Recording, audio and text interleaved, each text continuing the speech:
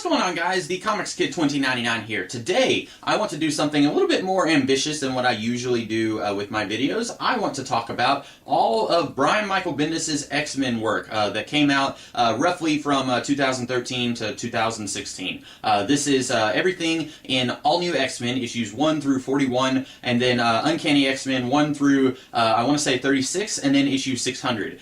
So what I did here is something very different that I don't know if anyone else has done, at least on YouTube, but about 5 years ago I did a review of Uncanny X-Men Volume 1 Revolution, and in that video I said that someone who's coming to the series after this entire run is over would benefit from reading both of these comics simultaneously as if it was one gigantic ongoing run. And that's what I did here. I looked up which week each issue came out, and then I sorted everything chronologically. There was like 7 issues of All New, and then you were more or less alternating back and forth between Uncanny and All New. Every once in a while you'd have like 2 issues of All New and then an issue of Uncanny, but basically you were alternating back and forth between these 2 books, and doing that I realized that in many ways, it really does feel like one series with a very large cast of characters. Sometimes you're focusing on the original 5 X-Men who have been brought to the present day, and then sometimes you're focusing on Cyclops and his group of X-Men living in the Weapon X facility. And I wanted to talk about this all as if it was one giant run, because I have tried reviewing an individual volume before, and I just didn't think that it really worked doing that. I feel like if you are just to review a volume of Bendis' All New X-Men, it would be very much like taking 10 minutes out of the middle of a movie and just reviewing those 10 minutes without talking about the movie as a whole. Now, I think in some cases you can talk about an entire run on a series and do it in chunks, but in this case, I really feel like Bendis intended for all of this to be one gigantic story. And maybe people will disagree with me on that, that's fine. Now, before I go any further, obviously comic books are a visual medium. You cannot, if you're a writer, you cannot do a comic book without an artist helping you bring that story to life. Now, Bendis had many artistic collaborators over the course of these 80-something issues, and it would be impossible for me to mention all of them by name, but I do want to put their names on the screen as I speak here, and I want to say that almost all of the artists over the course of these 2 series did phenomenal work. I don't think there was any of them that I just flat out said, I do not like what this artist is doing. There were some that I liked more than others, but I'm not going to mention any names, but I do want to say that even the ones that I liked the least, even they were doing something that I really appreciated. So I do want to say I'm not trying to deliberately give the shaft to any of the artists who worked on any of these issues, but I do feel like sometimes you'll have a writer and an artist who work together, and then the writer may come up with some ideas, and then the artist may say, hey, I like that, but what if we did this instead? And then it turns the comic into something entirely different than if just the writer said, this is what we're going to do. Alan Moore is very famous for creating like a 50-page script for a 22-page comic book and basically going into immense detail of what he wants the artist to do. And that doesn't feel like collaboration to me. And comic books are, in my opinion, supposed to be a collaborative medium. With Bendis' run on Uncanny X-Men and All New X-Men, I keep calling it Bendis' run because I don't feel like it was a collaboration. Because I was looking at all of this as one giant series, I was noticing that there's stuff that happens in Uncanny X-Men that will then bounce over to something that's happening in All New X-Men and then come back to what's going on in Uncanny. And so, I don't think that Bendis, at least here on these X-Men books, I don't think that he was the kind of guy who said, okay, here's the broad strokes of the issue. Cyclops is going to do this thing, and then Wolverine will do this thing, and then Teen Angel will do this thing, and then I'm going to let the artist come up with everything else that is going to happen here. I don't think that he was giving his artists that much room to collaborate with him here. Now, I could be wrong. If you are an artist who worked with Brian Michael Bendis, or if you are Brian Michael Bendis, feel free to comment and say, no, you're wrong. This was how the collaborative process went. But looking at all of these issues as one gigantic story, it really feels to me like if Bendis was talking to Chris Bachalo, that he would say, okay, now you need to be sure to do this because I'm going to be doing this other thing with this character in All New X-Men next week. So it really felt to me like Bendis was kind of more of a boss and less of a collaborator. Now again, I wasn't there, so I don't know if that's exactly exactly what happened, but that's definitely what it felt like to me reading these issues. So that's why over the course of this video, I'm going to be talking about this more as if it's Bendis' thing instead of a collaboration between Bendis and the dozen-something artists who he worked with over the course of these issues. So with all of that being said, I guess I'm just going to get right into the review. I am not a huge fan of Brian Michael Bendis' work on the whole. I cannot think of any books right off the top of my head that were written by Bendis that I can just thoroughly say that I enjoyed. Most of the time, I can say that was okay, or I can say I really, really did not like it. Now, that's not a personal attack against him. I have listened to podcast interviews with him before, and I have watched videos with him, and he seems like a really nice guy who gets really excited about what he's doing. But I usually am not a fan of his work. And if you go back and watch some of my videos where I talked about All New X-Men and Uncanny X-Men back in like 2014, I wasn't really a fan of those books either. And reading through this run, I can't say that that has changed very much. I've heard a lot of people say that this run was pretty good. I've heard people say that it started off really well and then it didn't quite stick the landing, and I have to say I disagree with all of that. I did not like most of what happened in this run. Now, with Bendis, I think his strongest suit is most of the time dialogue. Sometimes he will have two adult characters who sound like they're teenagers in the movie Mean Girls, and that kind of rubs me the wrong way. For example, you look at his Secret War miniseries that he did around 2004, and you'll have grown agents of S.H.I.E.L.D. talking like high school students. Now, if you're going to do that teen speak thing, that will serve you very well if you're writing Ultimate Spider-Man, which you look on my shelf right there, I've got about 4 years of Bendis' Ultimate Spider-Man run, and that teen speak stuff is going to work great if you're writing teenage characters. And some of the characters in this X-Men run are teenagers, but then some of them are grown adults who talk like teenagers, and it doesn't quite feel to me like Bendis has a feel for what Emma Frost would sound like, or what Illyana Rasputin would sound like. It sounds like to me he has this blanket idea of what all of his characters will sound like, and then he will write them all pretty much the same. So to me, while he occasionally comes up with some good quotable lines, I don't think that he's very good at giving each character consistent dialogue that feels unique to them. Beast will occasionally say something like, that's a 16-syllable word. Okay, that's very true to the Beast that I've seen in some of the Silver Age comic books, but then sometimes if you turned out the lights, Beast doesn't sound any different than Cyclops or Angel, and that's kind of a problem. Even you go back and look at the Silver Age X-Men comics, which I've been reading and reviewing outside of reading this run, and even if you don't like the issue, you can still say, okay, Cyclops kind of sounds a little bit different than Beast, and they both sound different than Professor Xavier. Characters kind of feel unique, and they don't feel like they're all just one homogenous character with 5 bodies or whatever. So that was kind of a problem that I had pretty much throughout this whole run. When I say this whole run, obviously I'm talking about 2 separate series that I reviewed as if it was one run. But one of the biggest problems that I had over the course of reading these issues was character motivation, or lack thereof. There are so many instances where a character does something, and the only reason they do it is because the plot needs them to do something, and then we need to get the plot rolling, so we're going to have this character do something for a mysterious reason, or they will talk about something, and this is vaguely why they are doing this thing, but it still doesn't make any sense at all. I had about 2 pages, single space, on a Microsoft Word document of things that did not make sense as far as character motivations. And I'm just going to read these off to you and let you look at some pretty pictures of these comic books while I read these to you, because there was so much that I wrote down that just did not make any sense at all, and I didn't want to just go off the cuff here and just try and remember everything because I was going to forget something. So I want to go through all of these notes and just tell you guys all of the stuff that doesn't make sense with character motivations. Why does the Brotherhood of Mutants from the future want to send the original 5 X-Men back in time? This is never explained. Their presence in the present day would not have had anything to do with Dazzler's assassination in the future, which we are led to believe is a big reason why the Brotherhood and the X-Men of the future went their separate ways.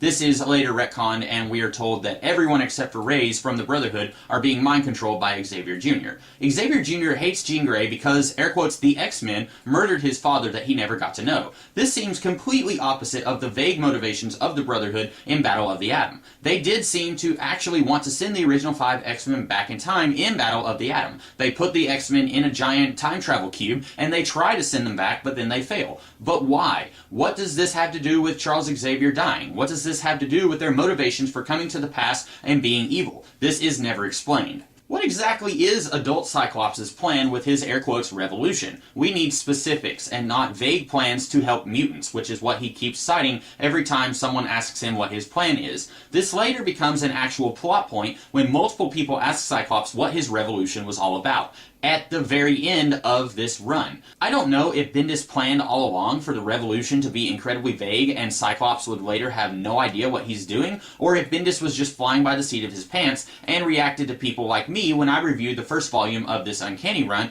and I said that Cyclops' revolution meant absolutely nothing and was just hollow words. If it's Bendis planning for Cyclops to not know what he's doing all along, that's basically character assassination. As we've seen not too much before this run began, that Cyclops has over 26 plans brewing at one time, and if it's Bendis just flying by the seat of his pants, that's obviously bad writing that should never have made it past the drawing board. What are the original Five's plans for staying in the present day? At least once, one of them says that they intend to return to their own time as soon as they fix this nightmare future, but they never go into specifics beyond we need to fix things. The adults at the Jean Grey School are trying extra hard to keep the original Five indoors, isolated from everything, and even with the kids joining the Weapon X-Men over at the Weapon X facility, they don't ever really make a move to fix anything in this world. All of their adventures just fall into their laps. I know that these guys are teenagers and they might not be the most forward-thinking people in this book, but they need to have some idea of what they are going to do if they plan to, air quotes, fix things before they return to their own time. This, again, feels like Bendis just flying by the seat of his pants, and he wanted to have the original Five X-Men in the present day, and he realized he needed a reason for them to stay in the present day, so he just came up with something in 30 seconds, and then didn't bother actually following up on that.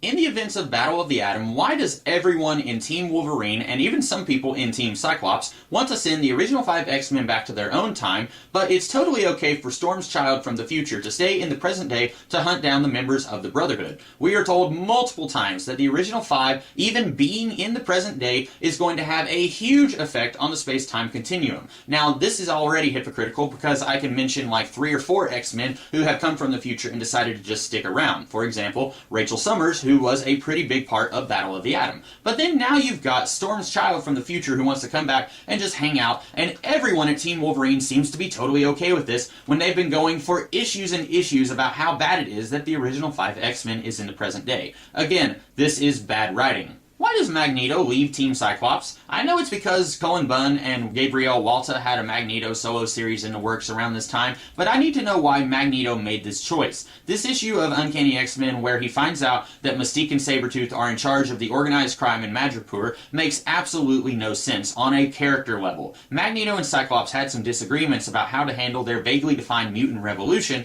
but after finding out that Mystique had infiltrated S.H.I.E.L.D. and was using her position against Cyclops, why in the round world would Magneto keep that information to himself and go off on his own to become superpowered Dexter Morgan? At the very least, leave a sticky note on the Cerebro telling Cyclops what you found out. And even if you do that, we still don't know why Magneto just decided to go off on his own. Why now? What has changed that made you want to do this? And if the reasoning really was just Magneto has a solo series coming out, so we have to get him out of here, that doesn't fly either, because he comes back and is kinda sorta hanging out with the rest of the team later on, but still butting heads with Cyclops, all the while still being the star of his own solo book. Now, I have read the solo Magneto series, and it certainly reads like Bunn and his artistic collaborators really intended for Magneto to be on his own. If he had even the limited resources that were available to Cyclops and the rest of the Weapon X-Men, then some of the stuff that he's doing would be much easier in his solo run. But the book feels like the creators wanted Magneto to have his back against the wall against the entire world. So then if that is why Bendis has Magneto just fly off and leave the Weapon X-Men, then you A, need a better reason for him to do that than just cuz, and B, he can't just show back up like nothing happened later on, while Bunn's solo Magneto book has Magneto back in Genosha with some new followers of his own.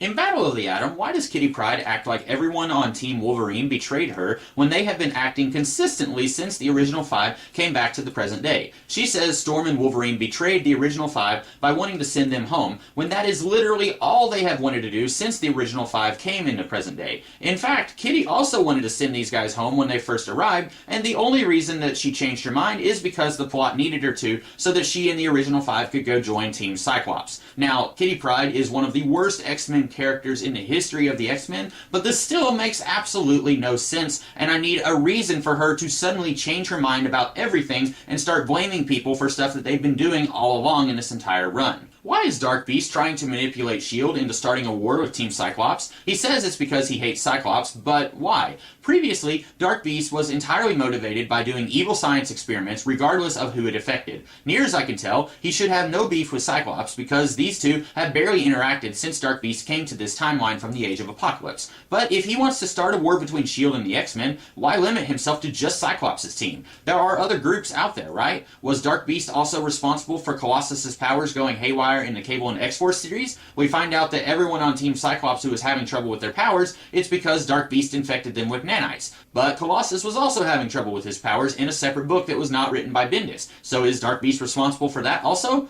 Furthermore, we have no idea why Dark Beast was sick, which is why he was doing everything he was doing in this book. I guess this is supposed to parallel, air quotes, Good Beast, who wanted to do something that he felt like would set things right before he died. Much like how Dark Beast does here, although he's doing things in an evil, malicious way, and Good Beast was trying to do a good thing before he died. But it's not nearly good enough explanation for why Dark Beast is doing some of the nonsensical stuff that he's doing. It really does feel like, well, Dark Beast is a bad guy, and he does bad things, but that's not good enough. Bad guys can have a variety of different motivations, and you can't just say, well, he's evil, so he's doing something evil. There has to be something a little bit more complex than that, and I really don't think that Bendis had anything complex in mind with this bad guy who's just doing bad things over the course of this Uncanny run. Why does Jason of Spartax do literally anything that he does? In the trial of Jean Grey, he deliberately sabotages Gladiator's attempt to put Teen Jean on trial. He comes in, he offers a defense of Teen Jean, and then smugly walks away all, my work here is done. I confess I haven't read any of Bendis' Guardians issues outside of this crossover and the Black Vortex crossover, but I shouldn't have to. Every comic book is someone's first, and character motivations are important. If a character just does something like Jason, but we don't know why they do something, then that isn't a very well written story, and it's certainly not a good way to keep someone coming back to your comic book who hasn't read it before. Why does Cyclops leave his dad and return to Earth with his teammates at the end of the Black Vortex crossover? I am not much of a Cyclops fan, but when he decided he wanted to spend some time in space with his dad, he just found out was alive at the end of the trial of Jean Grey, I think that was the most I've ever been on his side in any comic book. And so I really hated his teammates during the Black Vortex storyline, all giving him the stank eye because, in their words, he abandoned them to be with his dad. If I was Cyclops, I'd never leave my dad after finding out that he's still alive. So why does he? After the giant mess of the Black Vortex storyline, he and the rest of the all-new team spend like 3 issues just laying on the grass outside of their headquarters. We never do get a satisfying reason for why he comes back to Earth with them. I assume the reason is that this era of X-Men books is coming to an end, and we'll be getting kind of a new wave of X books with a kind of fresh start, with Cyclops along with the rest of the O5, sans Jean, hanging out in a minivan with Evan Sabanur, X-23, and Oya. So he comes back because the plot needs him to. But we need a character reason why he decides to leave his dad in space, who he may never see again. This one isn't so much a character motivation, but I don't know when I'll be able to bring it up again. Why are the original 5 unable to return to their own time? I assume Bendis threw this monkey wrench into the tail end of Battle of the Atom so that he could justify keeping these guys in the present day for as long as he wanted to. So if anyone like me, who doesn't like the original 5, complain about them being here, he can say, well look, they can't return, it's not my fault. But then he doesn't ever bother following up why the smartest mutant on the planet, heck, multiple versions of the smartest mutant on the planet, are all unable to send these 5 back in time. Does it have to do with all of the time travel shenanigans tying into events like Age of Ultron and Secret Wars? If so, that's something you should probably tell those of us who didn't read Age of Ultron or Secret Wars. Hey, speaking of the Beast, he's horrible. In Black Vortex, he comes to the realization that he has completely broken the space-time continuum by bringing the original 5 X-Men to the present day. Black Vortex ends with him realizing he needs to set things right. Literally, the very next time that we see him is in Uncanny X-Men issue 600, which features the trial of the Beast. Something like 100 mutants show up for this intervention thing, where everyone tries to yell at Beast for being a complete idiot. And even though he agreed with their assessment the last time we saw him, now he's yelling at everyone because he's smarter than they are, and he apparently knows better. What changed, Hank? Let me paraphrase something Dan Harmon once said. If one person says that you're an anus, you're probably good. But if everyone says that you're an anus, you might need to take notice and change some things about your life. Hank pulls nonsense like saying that Scott's mutant genocide never happened, so Beast's plan to stop him worked. Sure. You know, I ate breakfast today, and as a direct result, the president of Finland didn't declare war on the moon. You know why that sentence is nonsense? Because A, the president of Finland was never planning a war on the moon in the first place, and B, me eating breakfast doesn't have any effect on what the president of Finland does. Beast is supposed to be super smart, but he does something incredibly idiotic that possibly endangers the entire planet. And then instead of owning up to his stupidity, he keeps telling everyone that what he did saved everyone when it in fact did the opposite. This is after the cosmic pervert, the Watcher, who knows what he's talking about, tells Beast that he screwed up. This is after Beast himself, with special space mirror knowledge, sees that he screwed up. I may have mentioned once or twice that I'm not a fan of Cyclops, but at least he feels bad about that time he murdered Charles Xavier. Beast is a complete sociopath who feels no guilt about what he's done, and tries to say that it's everyone else's fault for being stupid. Now, you might say that I'm nitpicking, and some of this stuff, sure, maybe I am, but character motivations are important. It's what drives a story, any story. It could be a novel, a movie, or a comic book. And if a character just decides to do something because that's what the writer wants to happen, that's not very good characterization. It's incredibly inconsistent with everything else that that particular writer has done, and it's also inconsistent with the character that has been portrayed by other writers and artists. In the case of Bendis' X-Men run, we have teenage Cyclops, or Tyclops as Magic called him. He wants to go spend some time with his dad. That's something that makes sense. The way that that decision is portrayed makes a lot of sense. And then a year after that decision happens, he randomly decides to come back to Earth. That does not make sense. We're never even given a reason why. You have something like Angel deciding that he's going to get fire wings from the Black Vortex thing. Okay, that makes a little bit of sense based on what we know about Angel in this run, but then we don't really have any consistent characterization of him during the Black Vortex event. I haven't even gotten into Black Vortex, which is, for the first half of the story, an exact remake of the Avengers vs. X-Men story, where you have a cosmic force. In the case of Avengers vs. X-Men, it's the Phoenix, and in Black Vortex, it's this weird Black Mirror thing that gives a power-up to a few superheroes. In Avengers vs. X-Men, it's Cyclops, Emma Frost, Colossus, Magic, and Namor. And then in Black Vortex, it's Gamora from the Guardians of the Galaxy, Beast, and Teenage Angel. Gives a power-up to them, and then suddenly, they are not acting like themselves, and they think that they need to take things into their own hands and change everything. At one point, Beast, Angel, and Gamora are going to go and transform these innocent aliens on this planet into higher evolved versions of themselves with the Black Mirror without their consent.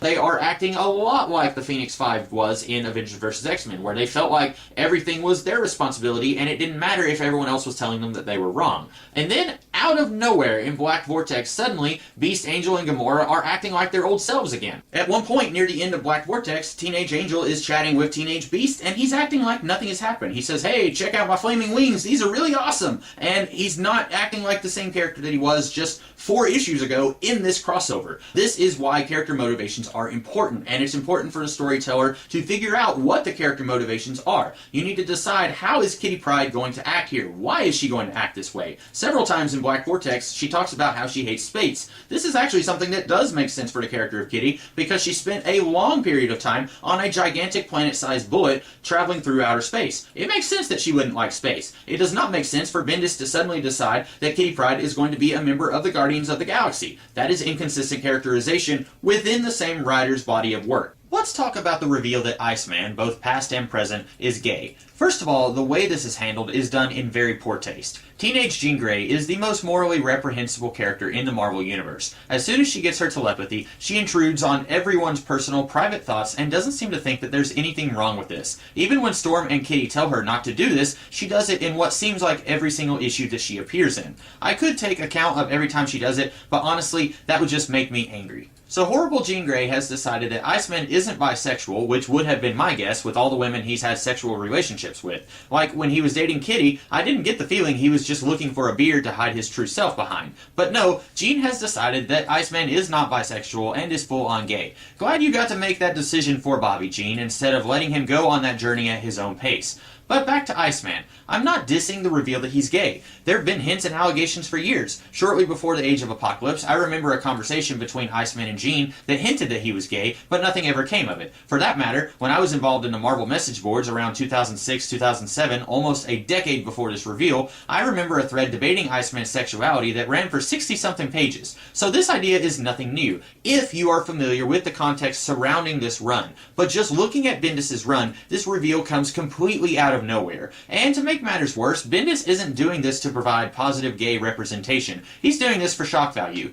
If he did care about the positive representation, he would have done this reveal in the first third of his run, and then he would have explored what this meant for adult and teen Iceman. This feels like a J.K. Rowling reveal. You know, say that Dumbledore is gay after the books are all done, or reveal that wizards used to crap their pants and then magic the poo-poo away. It's just to drum up controversy, because any press is good press, I guess. It's the equivalent of throwing a grenade in a room and then walking away. Another thing I didn't really like about reading these two series was all the crossovers that get brought in and tied in with these two books. There is a lot of crossover madness going on, and it doesn't ever leave any time for either of these books to have a breather. It's very important for a series by a specific creative team to have an identity, and if it constantly gets roped into these crossovers that are happening all across a large shared universe, it's impossible for that book to have its own identity because it keeps jumping from crossover to crossover. Less than a year after the conclusion of Avengers vs. X-Men, Battle of the Atom begins. 3 months after Battle of the Atom, the trial of Jean Grey starts in All New X-Men and Guardians of the Galaxy. 4 months after that story ends, we get the last will and testament of Charles Xavier, which is a sly tie-in to Original Sin. No, you don't have to read Original Sin to read this, but it was billed in at least one interview with Brian Michael Bendis as a thematic tie-in, so make of that what you will. And immediately following that arc, you had a big Avengers X-Men event called Axis that was just beginning, and this one ties in with both Bendis' X-Men books about as much as Original Sin does, which is to say, not much at all. But you've got one issue of Uncanny where Cyclops and Havoc are hugging up on each other, vaguely referencing Axis, and if you haven't read it, you're probably going to be wondering why Havoc is cosplaying as Harvey Dent. Can we trust him? No, seriously, can we trust him? Is he still inverted in this point? They're acting like he's inverted later on in X-Men Blue during the Secret Empire thing. Anyway, I digress. And then while the last will and testament of Charles Xavier storyline is wrapping up in Uncanny, the Black Vortex crossover gets going with All New and a few of the other space books at Marvel at the time. And literally 1 month after Black Vortex ends, you've got Secret Wars, which kinda acts as a cap-off to all of the post-Avengers vs. X-Men books and allows for the creative teams who follow Bendis to clear the field and shuffle the characters around and do what they wanted. Not counting Avengers vs. X-Men or Secret Wars, which bookend this whole run, by my count, you've got 5 crossovers between these two series in exactly 3 years' time. That is insane. Every once in a while, it's okay for a series to take a breather and slow down for a second. On top of trying to tie both of these series into all of these crossovers, it's very difficult to read either All New X-Men or Uncanny X-Men in isolation. I told a fellow X-Men fan once that I intended to read these two series congruently in publication order, and he told me not to worry about that because, according to him, they don't tie in all that much. Well, I respectfully disagree. Nearly as soon as this Uncanny series begins, you have subplots bouncing back and forth between both series. In All New, there's a hint that someone from Team Wolverine will be joining Team Cyclops. Then in Uncanny, we find out that it's Teen Angel. Then jump back to All New to see the reaction to that. You've got stuff with Mystique as Agent Dazzler and her new criminal operations in Madripoor happening in both series. You've got the last will and testament of Charles Xavier, which is mostly in Uncanny, but if you're only reading All New, it's certainly going to be pretty jarring when Team Wolverine shows up at the end of an issue and mentions the will, but it's not going to get any resolution in All New X-Men. Likewise, when Cyclops mentions in Uncanny that they're going to steal a spaceship to rescue the original 5 X-Men during the trial of Jean Grey, and then they don't do that, that's a little jarring if you're only reading one series or the other. Now you're probably starting to see why I felt like I had to read both of these two series together as if it was one series. Sometimes it feels like you are reading one series, and then sometimes it feels like he realizes that he had to have Uncanny kind of do its own thing and let All New do its own thing. It's really jarring when he can't decide if he wants these to be 2 separate X-Men books or one X-Men book that has 2 separate titles going on at the same time. Let's talk about how stupid the idea and concept of Charles Xavier Jr. is. After the Battle of the Atom crossover, we find out that the Xavier from the future is not Charles Xavier's grandson, but his son, by Mystique. We get to see that little Xavier was born sometime shortly after Charles was killed, and Mystique says, "I'm so sorry, Charles. I thought I could do it. I can't." This implies that Mystique and Charles both deliberately planned to go through the process of having this baby together. This is confirmed by the time we get to the last will and testament of Charles Xavier, where Charles's will casually drops the bomb that Mystique is his wife. This is played like a joke for a couple of issues in a row, where someone will be arguing with Cyclops about something kinda serious, and then Iceman will chime in with, "I just can't believe Professor X married Mystique," which I can't believe that either, but I don't want that reveal to be played for laughs while we start to find out that this secret mutant that Charles Xavier knew about now has the power to destroy the entire planet. This bizarre secret marriage and plan to have a baby is never brought up again in either series, which is truly baffling because it is a pretty big deal. Sure, Charles Xavier is dead, so bringing up his dirty laundry might seem like it would get in the way of subplots concerning characters who are still alive in either of these books, but Mystique is a pretty huge part of both of these series, and the reason that she's messing with the X-Men in the course of this run, it is hinted a few times, is because she's grieving the death of Charles Xavier, who I guess she loved. This is messed up because Mystique is 100% responsible for the death of Charles Xavier's first love, Maury McTaggart. And now you're telling me, for no real reason at all, that Charles and Mystique just hit it off a year or two later and secretly plan to have a baby together? Now sure, the X-Men is, and has been for longer than I've been alive, a soap opera. Weird dumb things like taking the unkillable Wolverine and killing him, or the stick-up-his-butt Boy Scout Cyclops and turning him into a bad boy with a leather jacket, those are things that happen in the X-Men. And even if I'm not entirely on board with those things, or maybe I don't like how the approach was handled, at least due screen time is being given to those plot points. Not so with Charles Xavier and Mystique's secret marriage. We need to know why they are doing this. You can't just treat it as a joke so that you can explain why and how your pet villain, Charles Xavier Jr. from Battle of the Atom, exists. As I wrap things up, I want to talk about the last volume of Uncanny X-Men and the last volume of All New X-Men. Both of these follow the last will and testament of Charles Xavier, where we find out that Charles has left everything to Cyclops, and Cyclops says, no, I'm not going to do this. I'm not going to just walk in and take over to Jean Grey's school. I want Storm to run the school. I'm going to close down my school. You guys can have all the students there. Please treat them right. All of you who are working with me, Emma, Magic, Ilyana, you guys come here. Storm, Beast, please accept them, open the doors to them. I'm going to go turn myself into the authorities. I feel like this is what the entire Bendis run should have been about. We should have had Cyclops did something incredibly screwed up. He accepted the Phoenix Force into his body, and now Cyclops seems to think that the Phoenix Force is responsible for killing Charles Xavier. You have people like Beast and Iceman and Magneto who think, no, it was Cyclops' fault. Magneto had this really great speech in one of the early issues where he says, there is no cosmic space god who wants exactly what you want. The Phoenix Force is not going to come in, take over your body, and then do exactly what you want to do in fixing planet Earth. That's not how things work. If you feel bad about the death of Charles Xavier, you need to feel bad because it is 100% your fault. Now, throughout this run, he continues to say, no, the Phoenix Force took over me. Do you really think that I would do this, that I would want to do it? They never actually come to any resolution to that. By the end of this run, you still have people who hate Cyclops. You still have Cyclops who thinks that everything he did was necessary, except for killing Charles Xavier, which he still feels bad about. But I really think that these last couple of volumes where everyone is starting to unite and work together, that should have been the entire run. We should have had maybe 1 or 2 volumes of Uncanny or All New where everyone on Team Wolverine hates Cyclops, and Cyclops is over here trying to make good, and then finally something happens that unites all of these guys together, and then they can say, you know what, we don't like you, Cyclops, you're an outlaw, you're on the run for killing our father figure, but you need to help us with this thing. And then this run should have been everybody learning to get back to normal. Everyone should have been like, okay, I still don't like Cyclops, but he needs to be here. And then over the course of 80-something issues, they eventually get back to where they can hug Cyclops and call him a friend and brother again. That's kind of where the ending of this all lands, where Cyclops is in front of every mutant on the planet making a speech about what the mutant revolution actually was. Spoilers, it's basically everyone just hanging out and not attacking humanity, which is exactly what Charles Xavier wanted. This isn't really that radical of an idea anyway.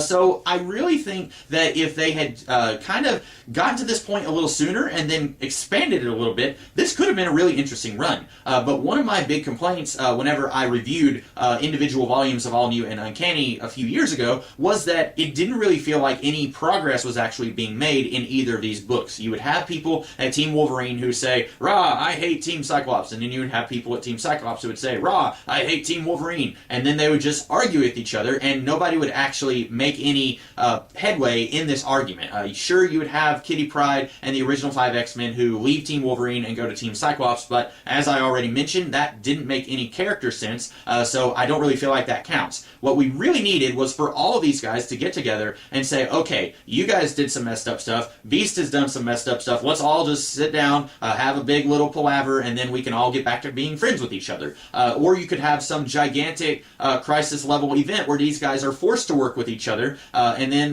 they can all kind of say, look, we still have some stuff that we need to work through, but for now we're all going to be friends with each other and work with each other. I think this would have been a really interesting run if they had done that. Instead, I don't know if the people higher up said, no, we want to keep Cyclops where he is, where he's kind of sort of enemy number one, because after this, eventually, spoilers again for a storyline called Death of X, but Cyclops dies in that, and then we still have, like, okay, these mutants over here are bad, these mutants over here, they're okay with each other, but after Bendis' run, pretty much most of the X-Men are vegan kosher with each other. You've got people who are on Team Cyclops who are now buddies with people who are on Team Wolverine. Magic is on the Extraordinary X-Men team with Storm. And then you have Colossus, who was kind of off being an outlaw in the Cable and the X-Force series. Now he's back with the X-Men. So I really think that if that's where they wanted to end things, they should have done that, and they should have worked more organically towards that instead of it just kind of happening in the last couple of issues of Uncanny X-Men. So overall, I know this was a very jarring video, but I really didn't like any of this, and I'm probably not shocking a lot of you because I've made my disdain of Brian Michael Bendis' X-Men comics known before. But this is... I feel like legitimate reasons for not liking these comics. I don't think that they're very well written. I don't think that Bendis was actually planning very far ahead when he was doing a lot of this. I think he was just kind of, I'm just going to do this. And then this guy with the helmet thing, he's going to turn out to be Dark Beast. And why is he doing this? Who cares? It's comic books. No one cares. So that's my opinion on Bendis' X-Men work. There are a few gems here and there. There's some things here where it's like, okay, that's a really good line of dialogue, like that speech that Magneto made. Or this is an interesting idea. You know, these X-Men from the future coming in and kind of providing some conflict among our X-Men in the present day. But if it was actually thought out, then I think that things would have worked out a little better. I don't know. Now, I forgot to mention, there's actually 2 issues of Bendis' X-Men run that, as near as I can tell, have never actually been collected in any trade paperback or hardcover or anything.